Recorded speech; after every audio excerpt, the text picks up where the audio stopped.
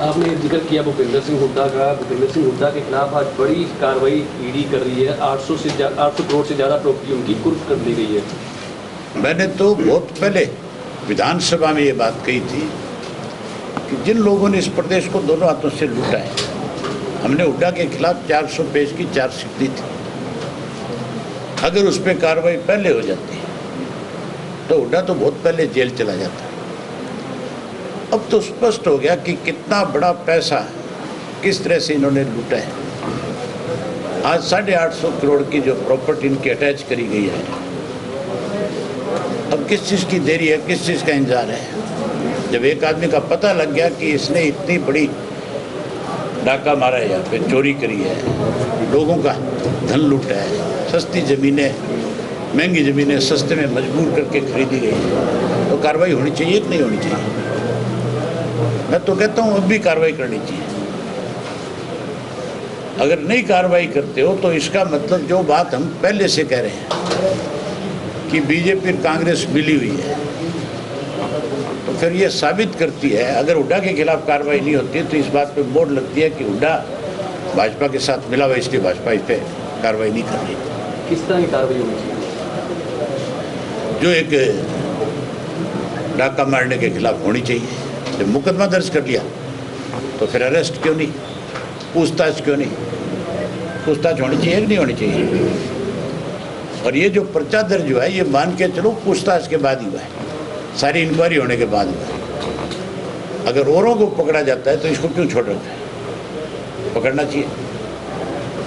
चुनावी मुद्दा बना हुआ है कि नशे को जड़ से खत्म किया जाएगा, और आप इस इश्यू को के नाम भी दिए थे, तो आप तक कितनी कार्रवाई जो सरकार पर कर पाई? इस इश्यू पे सबसे पहले मैंने ही डिमांड करी थी, मैंने ये लड़ाई लड़ी।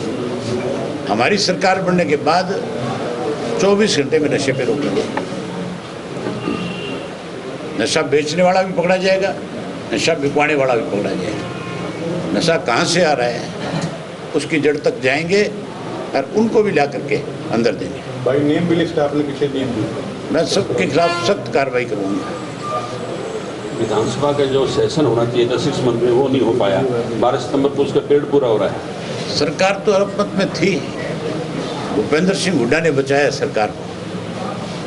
और अब भी आप देखो, राज्यसभा का जो चुनाव था,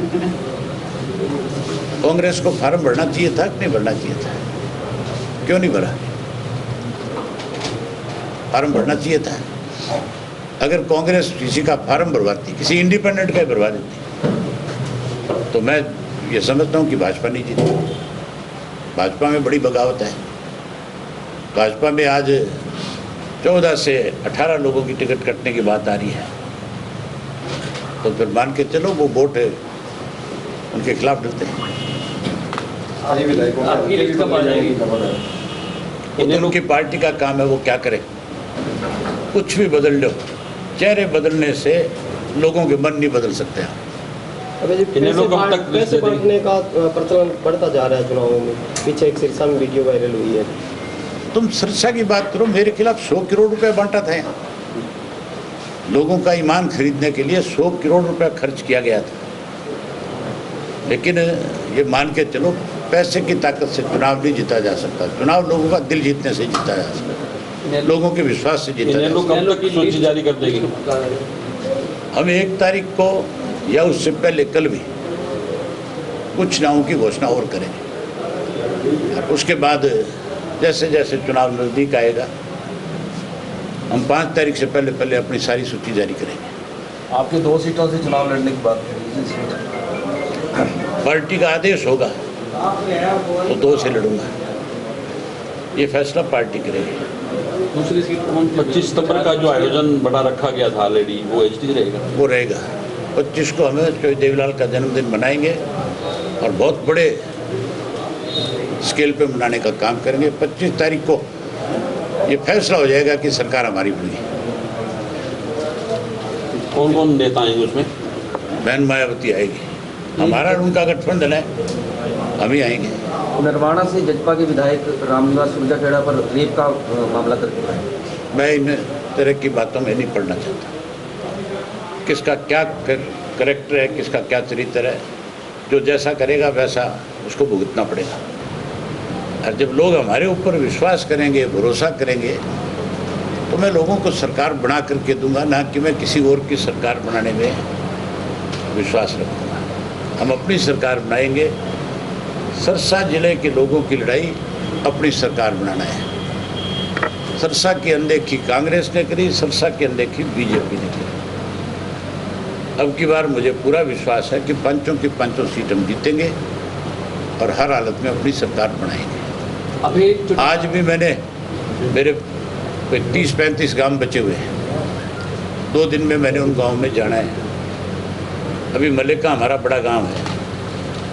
मैं अपने सब साथियों से मिला हूं और सब ने मुझे आश्वासन ये दिया है, कहा है कि आप हरियाणा संभालो जाकर के, यहाँ की जिम्मेवारी हमारी है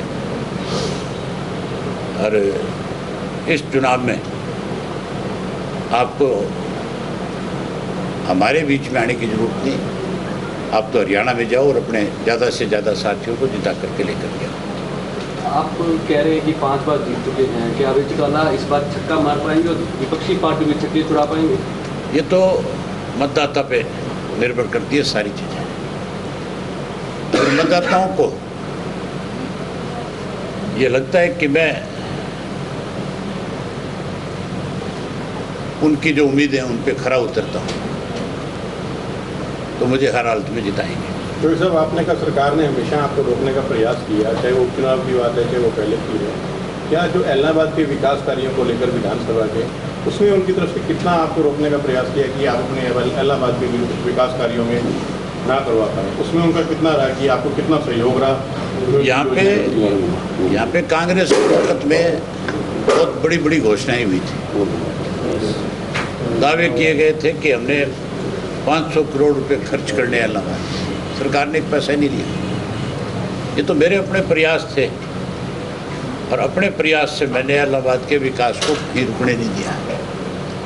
बीजेपी ने भी अनेक दावे किए इस तरह के, उन्होंने भी बहुत रुकावटें पैदा करी, लेकिन उसके बावजूद चाहे जिला परिषद का पैसा लेना पड़ा, चाहे कोई मुझे आपका डी प्लान से पैसा लेना पड़ा। मैं मीटिंगों में गया और मैंने जो शेयर बनता था उससे भी ज़्यादा पैसा यहाँ खर्च किया। विधानसभा की सेशन आप किसी से पूछो, लोकल आदमी से, गांव के आदमी से, कि अभय सिंह के विधायक बनने के बाद कोई विकास के काम में रुकावट आई है क्या? और अब जब राज बना लेंगे तो अलग तस्वीर होगी।